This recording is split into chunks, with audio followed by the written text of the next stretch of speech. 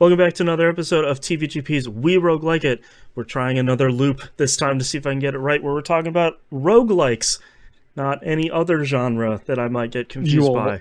I heard the hesitation in your voice then, which means you almost stuffed it second time. I almost said exactly the same thing twice, which is... oh, man.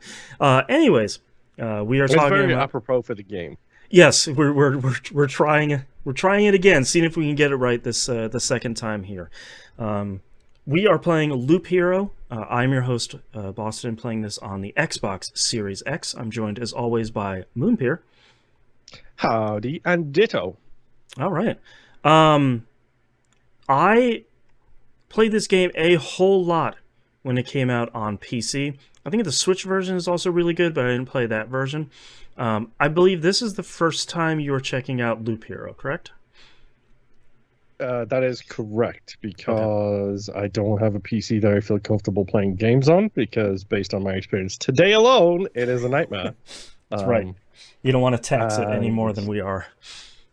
Yes, and it wasn't available on my platform of choice, I believe green, hashtag. Right. So, yeah, now I get to actually play it, and I get to play it on Game Pass, even better. Yes. And, shockingly, I think it controls really well on a controller. How are you feeling about it? So good, dude. Yeah. Like, surprisingly, for a game that is a mouse game, and, you know, we played Despot's game here a couple of games ago that was a little spicy. That was the thing that popped into my head. Right. So I'm really happy with the controller implementation here, especially for holding the shoulder buttons to get to the different kind of hot things of like, oh, I'm going to hold this button to get to my inventory, hold this button to get to my cards. But most of the time, I'm actually just using the stick as a mouse cursor, which works really well, surprisingly. So 2 thumbs up for them getting a controller version that really genuinely does work. Good job, guys. Yeah, and it's really intuitive as well. Like, that's the thing that surprised me the most. Like, it is super... It's, like, really easy to control, and it does the really cool thing of it pauses when you pull those triggers. Yes, which is really great, because on PC, you could have it... I think it was spacebar paused, but a lot of times it's like, I can just move stuff around while my character's moving to the next fight. No big deal. But here it's like, I need a little bit of extra time here to get my stuff moved around. I did talk about this during the last episode, the ranking episode, where by default the game pauses every time you complete a loop when you return to your campfire, but it also pauses every time you finish a battle. And I think that's really good for new players, especially like, oh, I got a bunch of new cards and I got a bunch of new equipment that I can equip. But once you feel more comfortable with the game, you could probably turn that second one off of just, you finished a battle, let's just keep on moving. So, yeah. Oh, I already turned that off. Yeah. I keep pausing on looping on, because I like being able to finish a loop and be like, all right, is there anything I need to do before I start another loop? Or do I need to escape right now because things are getting just a little too spicy? Or should I do just one more? I could make one more loop, right? I could probably do. Whoops, nope, I lost. Yep. So I learned real quickly. If you're in trouble, just run away. Like, just because you only keep 30% of your materials if you die. Yep. Later on, you can pull all of them for a high cost, but that still feels real rough. That's insane. Yeah. Yeah, it's especially as you're trying to save up for like a tile in your camp. There's so many times where it's like, all right, I just got 3 pieces of wood that I upgraded from all the little branches. I just need to get out, because I can build this new building and get some new cards. Just get out. Don't just do, I should do one, no. Just get out. Yeah. No more loops. Yeah. Just stop. It's that stupid roguelike thing of, is my regeneration good enough? That's right. To I have get me enough through this. I got enough health and my vampirism number is pretty high. Maybe I should just let's just push it. Nope, I lost. I will say, like I'm enjoying because while I was made aware of this game when it first came out, I didn't really pay too much attention to it. So I'm enjoying the attempting to build things out of Tetris blocks to make a new thing. Okay, I'm glad you have found that tiles will interact with other tiles in interesting ways. Yes, so I noticed the mountain first and foremost because that's the easiest one. You just put a bunch of bricks next to each other. A 3x3 grid, and now you got a mountain. Yep. And then I noticed recently that meadows will bloom when they're next to something that's not a meadow. Correct. Yep. And now I'm curious if I surround the mountains with meadows, does that mean the harpies no longer spawn, or do I get a dragon? Unfortunately, there's no interaction for that one, which would have been nice. Yeah. Have you figured out the interaction with the treasury? The one that makes a chest every day? No, that's the battlefields.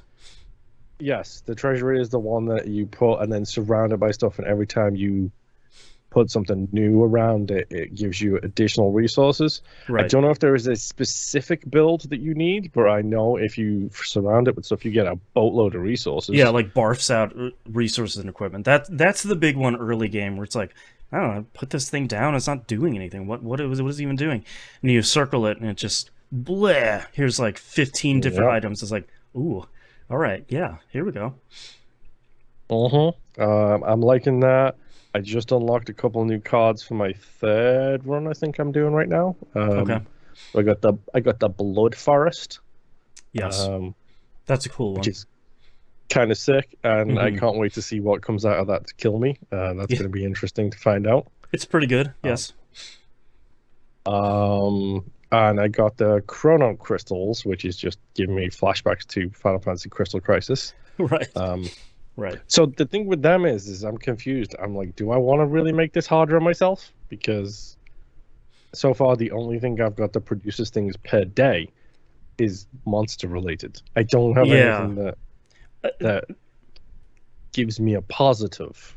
There are two cards that accelerate the passage of time, and I kind of don't use either one of them because I get what they're supposed to do, but I feel like unless I'm super stacking those things, so I'm going through and like my health regeneration is usually pretty high every day, so unless I'm stacking that stuff so where I'm walking down a corridor and it's just chewing through days and I'm healing like crazy, I usually don't like it. And the downsides for both of those are, I think, pretty rough, personally. Because for every card that seems like it does a good thing, there is a pretty significant downside. Yeah. I don't know. I'm looking to see if there's any way I can exploit it, but not at the moment. Yeah. I think that's a card that I usually save for pretty late when you have most of the cards unlocked. Then it's like, oh, if I combine this with that other thing and maybe with this third thing, okay, maybe I've got something going here. Yeah. I don't know. It's interesting so far. I do like the music. I'm not gonna lie. Oh my god, the music's so good. It's also like super chill so far. I played a lot this week, so I sort of have the benefit of having explored previously so much of it. Yeah, like I kind of know my deck that I like to build. I know how to unlock all the additional classes. I have all 3 character classes unlocked now. I really don't like the default one, that kind of like knight sword person. I really like the other 2, which I'm not going to spoil who they are. But I think the second one is pretty solid. The third one is probably my favorite one. You'll probably understand why when you unlock it and start messing around with them. I have beaten the first 2 bosses. That first boss is probably still the hardest one because it hits like a truck. Is that the thing that like the weird siren thing started going off at the campfire, and then I had to boogie on out before I got back to the There was like a campfire big again? orange crystal there. Yes. Yeah, I each of the bosses has a thing for them.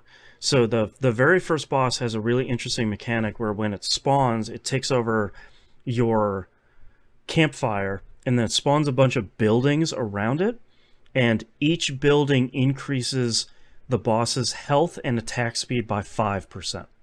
So if you're in a pretty good spot by the time you spawn the boss, you can use a bunch of Oblivion cards to knock down most of those buildings and Oh, significantly weaken the boss before you even fight it.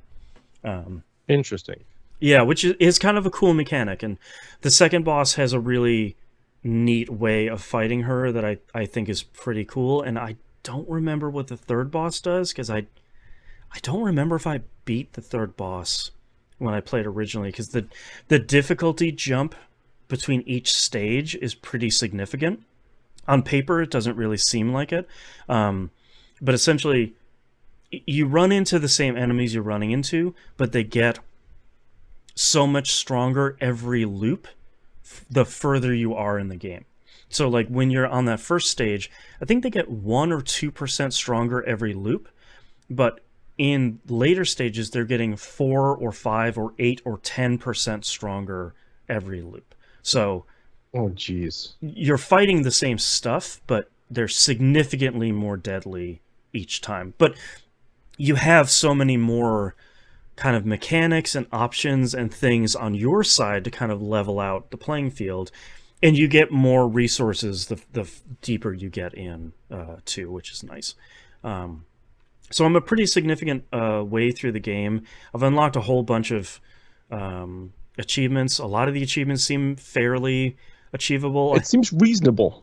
Yeah, I accidentally got what I thought was going to be the hardest one, which is die outside of battle, which I accidentally got because I made a really dumb mistake in a zone that it was like the swamp area, which I had never really messed with, and there's a mechanic in there that killed me outside of battle, and I was like, ha, I died out of battle. Oh, I got an achievement. All right. So that was a fun little surprise. But man, the strength of Loop Hero continues to be it is that same thing that drew me to Despot's game, where it's I'm going to equip my person and they're just gonna go and they're gonna walk this loop and fight. And I have no real control. I have no direct control over it. I'm equipping them and I'm, pausing to build the world, but they're my little warrior dude that's just kind of going out and doing its thing, and that kind of like chill stress in this game is really great, where it's like, all right, this person's just going to keep walking, but I'm going to lay down these tiles and I got this card, so I got to put that here, and trying to do, like you said, the Tetris of building the world around them is still really, Yep. really cool. And then building your Yeah. camp back between missions. That seems to be pretty solid as well so far. Like the meta progression, there's that Right. hashtag that we need to use Yep.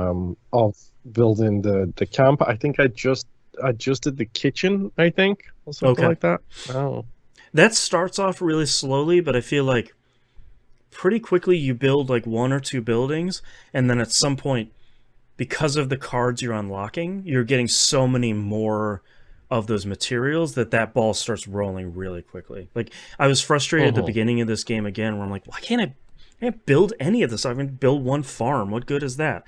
And then I unlock one thing, and it's like, oh right, now I can do boom, boom, boom, boom, boom. So, Loop Hero is so good. If anyone's listening to this and they haven't played Loop Hero, I still recommend going to the website and scrolling down through the page, because the game shows you how to play it as you scroll down the webpage. The character moves through the loop as you scroll and fights enemies and gets pickups and stuff. It's really, really smart. It's a really cool way of showing you, like, here's how Loop Hero is played without having to download anything. And like we said, works great on console. I didn't hear anything bad about the Switch version. I liked the PC version a whole lot, so Loop Hero's great. I'm looking forward to playing it for another month, and maybe I can actually beat it this time. That would be pretty nice. Fingers crossed. Yeah. Any final thoughts here for week 1? No. I probably will hopefully be able to put more time into it. Yeah. Because that Game Club game sure has some things. It's got some content in it. That's for sure. Uh-huh. Yeah. But sounds like good first impressions, which is nice. Yeah, it was kind of like I started playing it today, unfortunately, because of time constraints. Right. And it was one of those things where it's like, yeah, I got my blue light glasses on. I don't need to think about it too much. And then, great. Yep. Just do some loops. Yeah. Mm-hmm.